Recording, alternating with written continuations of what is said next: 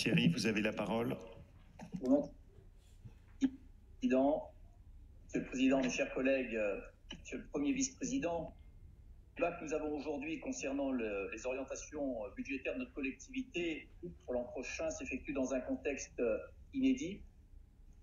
Il y a 6 mois, notre pays, comme bien d'autres, était alors confiné. L'épidémie de coronavirus qui a émergé de Chine fin 2019 a provoqué en quelques mois une véritable pandémie qui a conduit la France et la plupart des pays à appeler 4,6 milliards d'êtres humains à rester chez eux ou à les soumettre à des restrictions de déplacement. Malgré ces mesures inédites, selon les chiffres officiels, plus d'1 million de décès ont déjà été recensés. La pandémie de Covid-19 a plongé l'économie mondiale dans une récession record. Selon l'INSEE, l'économie française devrait enregistrer une récession d'environ 9% en 2020. Au moment même où nous parlons, nous subissons une montée en puissance de la deuxième vague de cette pandémie avec des mesures de protection et de restriction touchant désormais les grandes métropoles de notre région. Au bilan humain, sanitaire, social, économique, culturel, il faut ajouter bien sûr des conséquences financières à cette pandémie. Pour notre collectivité, elle aura d'abord entraîné des pertes fiscales importantes, induites par l'arrêt de l'activité économique. Entre la baisse du produit de la TICPE, qui est, monsieur Debat, un impôt régional, baisse de ce produit lié à l'arrêt brutal de la circulation automobile pendant le confinement, la chute des recettes de TVA, les chutes de recettes de la taxe sur les cartes grises, qui est aussi un impôt régional. Notre région a dû enregistrer une perte globale de recettes fiscales de 140 millions d'euros par rapport aux recettes escomptées pour 2020. Cette pandémie aura ensuite conduit notre collectivité à mobiliser près de 50 millions d'euros pour l'achat de matériel de protection à destination de l'ensemble des habitants de la région, mais aussi des personnels hospitaliers, des professionnels de santé qui en étaient démunis, des professions mobilisées et engagées durant cette période si particulière. Elle aura encore exigé des moyens immédiats pour des actions d'urgence au secteur économique les plus touchés, à hauteur de 250 millions d'euros, comme les restaurateurs, les hôteliers, les acteurs du tourisme et de l'événementiel.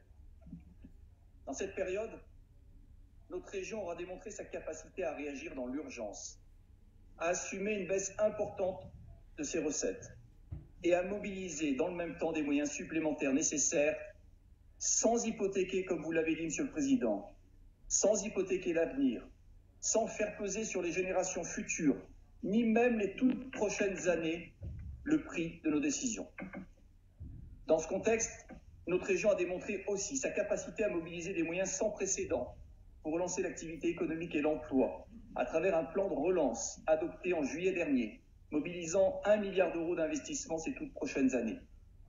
Cette capacité à résister au choc conjoncturel et à réagir massivement n'a été possible que grâce à la situation financière assainie de notre collectivité. Plus que jamais, cette pandémie, avec toutes ses conséquences, donne raison aux choix budgétaires opérés depuis 2016 au sein de notre collectivité. C'est bien parce que nous avons mis en œuvre un ambitieux plan de lutte contre le gaspillage de l'argent public, avec un objectif de baisse du budget annuel de fonctionnement de 300 millions d'euros atteint dès 2018, que nous avons pu réagir dans l'urgence et mobiliser les moyens nécessaires. C'est bien parce que nous avons assaini les finances de notre collectivité, augmenté de plus de 80% notre autofinancement, que nous sommes capables de porter l'investissement à un niveau jamais atteint pour soutenir la relance économique. C'est bien parce que nous sommes rentrés dans un cercle vertueux de bonne gestion que nous sommes en capacité de consentir, à partir de 2021, au double abandon de la dynamique de la CVAE et la territorialisation de cette fiscalité au bénéfice de la compétitivité des entreprises dans le cadre de la suppression de la CVAE régionale décidée par l'État. C'est bien parce que cette crise sanitaire et ses conséquences ont démontré la pertinence de la stratégie financière adoptée dès 2016 que nous continuerons dans cette voie en 2021. Nous continuerons de maîtriser nos dépenses de fonctionnement qui ont fortement diminué entre 2015 et 2018 avec un pilotage étroit de l'ensemble des lignes budgétaires. À périmètre constant, nos dépenses de fonctionnement devraient être stables par rapport à ces 3 dernières années. Elles doivent nous permettre de financer nos priorités, notamment dans les domaines d'intervention historiques importants pour les habitants de notre région, à savoir les transports, l'enseignement et la formation professionnelle. Nous continuerons de veiller à disposer d'un haut niveau d'épargne, aux alentours de 25%. Je rappelle que sur la période 2016-2018, la région a reconstitué son autofinancement qui avait atteint un point bas en 2015, à hauteur de 16%, après des années successives de dégradation. De 419 millions en 2015, l'épargne brute de notre région devrait atteindre les 769 millions d'euros en 2021, soit une progression de 350 millions d'euros, soit 83% d'augmentation. C'est grâce à cette épargne que nous pourrons continuer à maîtriser la dette. Je rappelle qu'en 2015, la dette de notre région s'élevait à 2,755 milliards d'euros. Selon nos orientations, elle devrait s'établir à 2,740 milliards d'euros en 2021, soit une diminution de 15 millions d'euros, alors que jamais notre région n'a autant investi. Et ce qui est plus remarquable, et qui a nettement amélioré la solvabilité de notre collectivité, c'est que notre capacité de désendettement devrait s'établir à 3,6 ans, alors qu'elle était de 6,6 ans en 2015. Enfin, nous continuerons de donner la priorité à l'investissement, avec en particulier la mise en œuvre des moyens nécessaires aux actions du plan de relance régional adopté en juillet. Nous prévoyons d'inscrire 1,250 milliard d'euros en 2021, un montant jamais atteint. Je rappelle là encore que l'investissement cumulé des 2 ex-régions Auvergne et Rhône-Alpes avait atteint là aussi un point bas en 2015, avec 716 millions d'euros seulement.